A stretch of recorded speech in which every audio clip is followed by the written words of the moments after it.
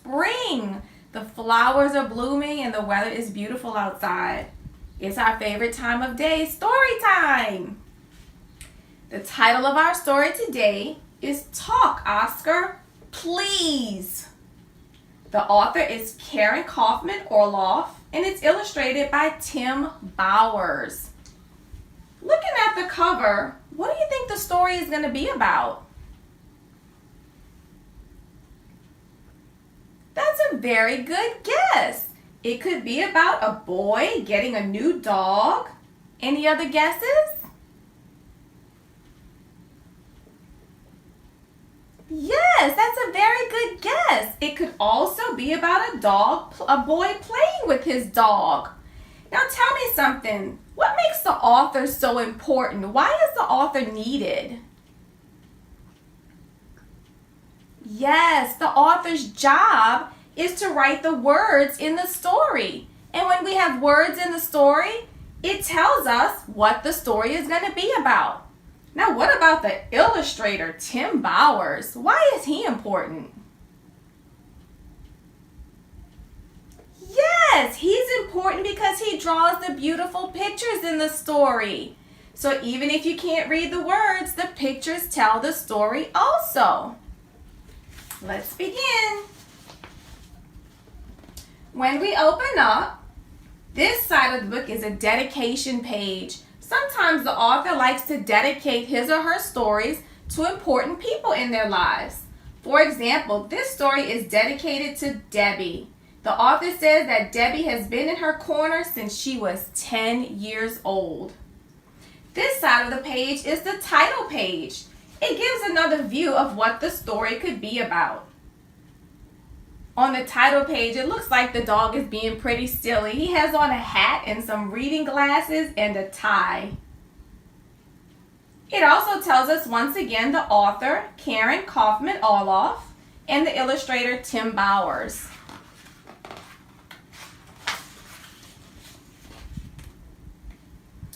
Oscar, you yip, and Oscar, you howl. Oscar, you bark, and Oscar, you growl. Oscar, you whimper, and Oscar, you wheeze. Oh boy, I wish you could talk. Oscar, please? I heard some very interesting words on these 2 pages. I heard words that rhyme. Can any of you tell me, what are some of the words on these 2 pages that rhyme? Very good. 2 words that rhyme on page 1, howl and growl. Another set of rhyming words, wheeze and please. How do we know that they're rhyming words? Because they have the same ending sound. Yes, very good. Now let's look at this part right here. Oscar, please? Am I telling Oscar to do something or am I asking Oscar to do something? I'm asking him to do something, but how do you know? That's right, the question mark. The punctuation mark, which is a question mark, tells us that I'm asking Oscar to do something. I'm asking him to talk. Please.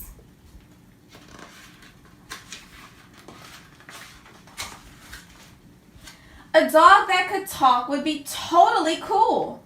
I bet I could bring you along to my school. You start out real simple with your ABCs. But first, you should learn how to talk. Oscar, please.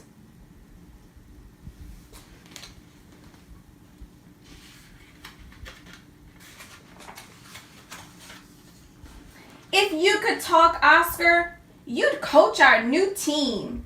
When I kick the ball, you'll cheer and I'll scream. You'll help keep to score with lots of whoopies. It sure would be great if you could talk. Oscar, please.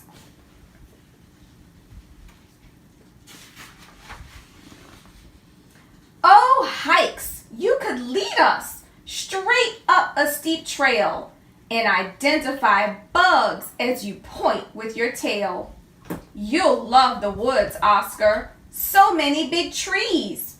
So open your mouth and just talk, please.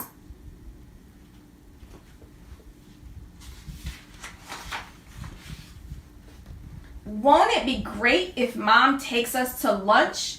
You'll ask for some water and I'll get fruit punch. They'll serve you your favorites, bacon with cheese. And we might get dessert if you talk. Oscar, please.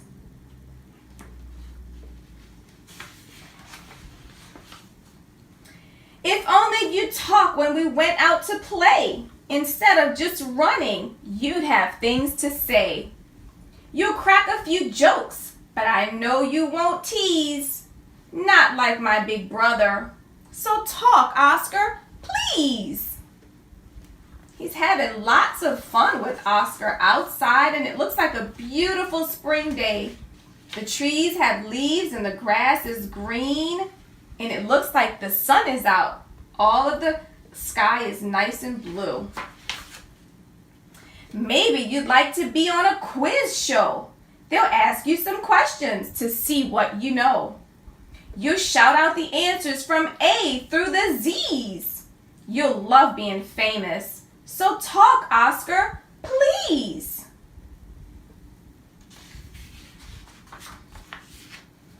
Next time you feel sick and we'll go to the vet, she'll say you're the cleverest dog that she's met, because you'll explain that your problem is fleas.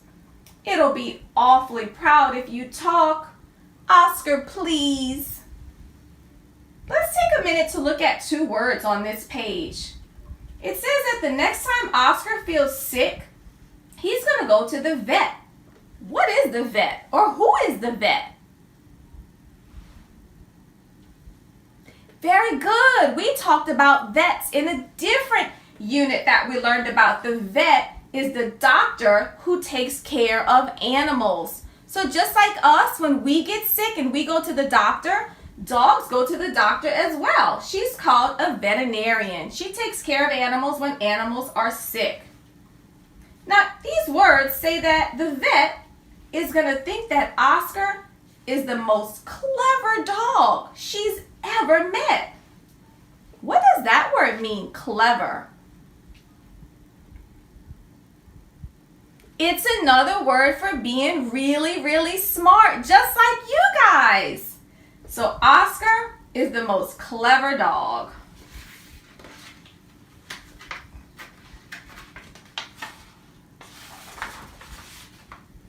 And when I'm at Grandma's and you're all alone, how fun would it be if we talk on the phone? We'll laugh and tell stories. We'll just shoot the breeze. We'll go on for hours.